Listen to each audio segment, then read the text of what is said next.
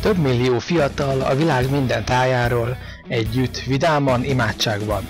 Erről szól a római katolikus egyház legnagyobb összejövetele, amikor a pápa megerősíti a fiatalokat Krisztusi hivatásukban.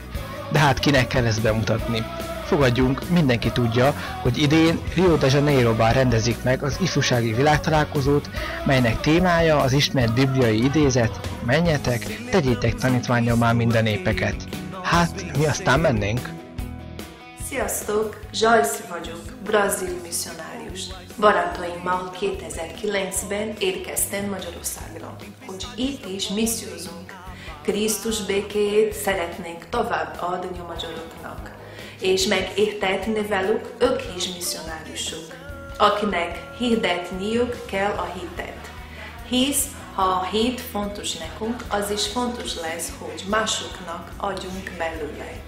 Ezért hát elhatároztam, hogy magammal viszem a magyar barátomat Brazíliába a találkozó idejére, hogy aztán visszatérve együtt adjunk tovább mindazt, amit ők kaptunk.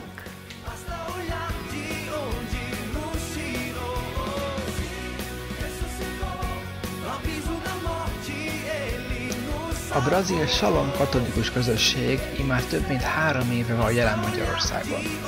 Iskolákba mennek, táborokat, lelki gyakorlatokat, zarándoklatokat tartanak. Zenés, táncos programokat, koncerteket szerveznek, sőt, még imacsoportjaikban is táncra kelnek, hogy közelebb vigyék egymáshoz, és persze Istenhez az embereket.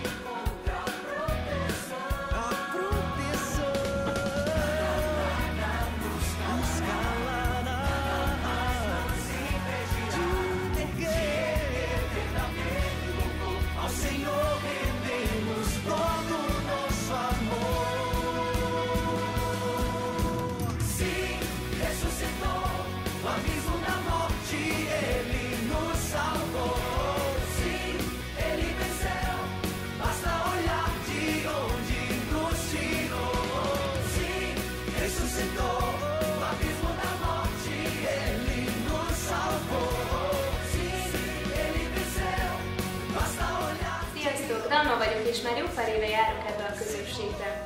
Úgy érzem, hogy itt igazi barátokra leltem, és a hitemben is megerősödtem. Sziasztok, az én nevem Máté, és én még csak egy pár hónapja járok a közösséghez. De nagyon szeretem, hogy itt önfeledten, ugrálva, táncolva dicsőítenem az Istent. És amit a legjobban szeretnénk, az, hogy eljussunk Rio de Janeiroba, az ifjúsági világtalálkozóra, és ott megismerjük, hogy más nemzetek hogyan hisznek. És hogy hazahozhassunk ebből valamit másoknak, a magyar embereknek. Azért, hogy jobban tudjunk evangelizálni.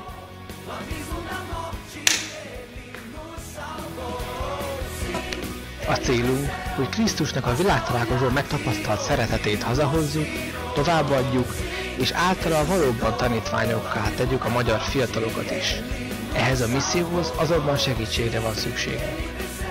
Brazília csaknem 10 000 kilométerre van Magyarországtól, és az utazás költségei is igen tetemesek. Ha minden rokon, barát belead, akkor sem tudjuk kifizetni az összeget, ezért a segítségeteket szeretnénk kérni. Ha tehetitek, kérjük, hogy támogassátok akár csak pár euróval is a részvételünket. Amit cserébe adni tudunk, sok-sok imát és még több köszönetet.